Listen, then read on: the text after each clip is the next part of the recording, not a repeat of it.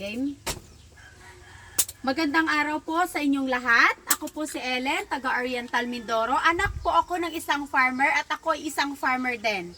Guys, naging farmer po ako sa Japan 5 years. Okay? So alam ko po yung mga kalakaran sa agriculture. So hindi naman ako agriculturist, pero kahit paano may alam po ako.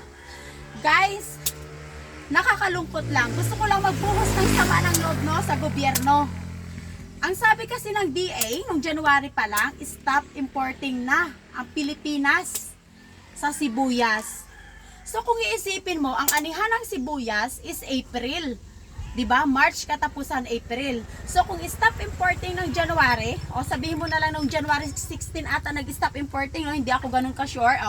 February, March, April. So sa 2 months na yon, milyon yung tao ng Pilipinas, milyon yung gagamit ng sibuyas. Hindi ba mauubos yung pina-import noon?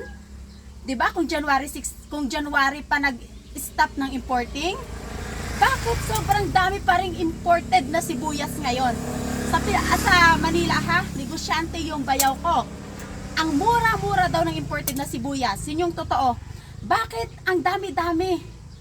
Diba? Bakit hindi pa rin nauubos? Bakit mas tinatangkilik ng Pilipinas, ng DA, ang mga imported? Tingnan mo yung mga farmers. Tingnan mo yung mga sibuyas na mga farmers ng Pilipinas. Walang buyer. Walang buyer. May buyer man, pumupunta dito, mga barat. Hindi sapat, guys, sa pagod ng mga farmers yung presyo. Ay, nakakagalit talaga. Nakikita nyo naman yung salita ko, no? Ang sama-sama talaga ng loob ko. Ang daming sibuyas namin, guys. Halos lahat ng kamag-anak ko may sibuyas. O ilang bags yung sibuyas namin dito? 1,000 bags. So, kami pa lang yun, magkakamag-anak dito. Wala man lang buyer, 'di ba? Noong January, nung sinabing stop importing, ang presyo ng sibuyas is 50 to 55. 'Di ba? Nung nagkagera na yan, yung Amerika at Iran, nagtaas ang krudo. So, nagmahal yung gastusin ng mga farmers. Pati ba naman presyo ng sibuyas babagsak? Dapat nga mas tumaas di ba? Kasi ang mahal ng gastusin ng krudo. Yan ang number 1 na pangangailangan ng farmers, ang krudo. Kasi ginagamit sa makina yan. Yung pagod pa ng farmers, tapos ibabagsak nyo yung presyo ng sibuyas, di ba? Ano ba, President? Ikaw ang binoto ko. Kaya tulungan nyo naman po ang farmers ng Pilipinas. Kayo ang una dapat tututok sa problema ng farmers sa Pilipinas. Di ba po nakatutok kayo sa problema ng farmers? Bakit ngayon hindi ko kayo nakikita, hindi ko kayo naririnig? Di ba? Sana tunan nyo po ng pansin yung problema ng mga farmers. Bigyan nyo naman ng maayos na presyo ang sibuyas. Kasi yan yung naunang pangangailangan ng mga tao. Makakapagluto ba ng ginisa ang tao kung walang sibuyas? Di ba hindi? Mawala na ang bawang, wag lang ang sibuyas. Tama po ba ako? Kahit po kayo, hindi kayo makapagluto kung wala kayong sibuyas. So yung mga opisyal ng mga DA dyan, no? Yung mga nasa taas, maawa naman po kayo. Maawa kayo. Sana bigyan nyo po ito ng pansin, tunan nyo po ng pansin. Huwag nyong hayaan na malugi yung mga magsasaka. Tingnan nyo. Ang mga tao namin, hindi namin to sarili ang sibuyas. May kasama kami dito.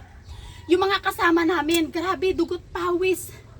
No? Matapos lang hanggang sa maani ang sibuyas. Inuubo, nilalagnat, nagkakasakit na sila. Tapos ganun yung presyo ng sibuyas. Nag-expect kami nung January na ang presyo ng sibuyas ay 50 pataas. Tapos ganito kababa. 'Di ba? Kawawa ang mga farmers. So shout out sa mga farmers diyan. Alam niyo yung nararamdaman ko. First time namin umani ng ganito karami. Ganto karami, guys. Ibig sabihin dapat matuwa kami. Matutuwa ka kasi first time paldo sa Pero yung presyo naman, guys, bagsak. 'Di ba? Paano ka matutuwa? Imbes na matutuwa ka, makakaahon ka na sana. Hoy, salamat nakaranas man lang na pataas na presyo. Hoy, salamat maging paldo man lang. Hindi, guys. Mawawalan ka ng pag-asa. Ay, sana nga, yung mga DA na lang ang magtanim ng sibuyas. Kami na lang ang magsabya. Ayun, pasensya na po kayo, pero sana tuunan niyo po talaga ng pansin. And maraming salamat po, President BBM.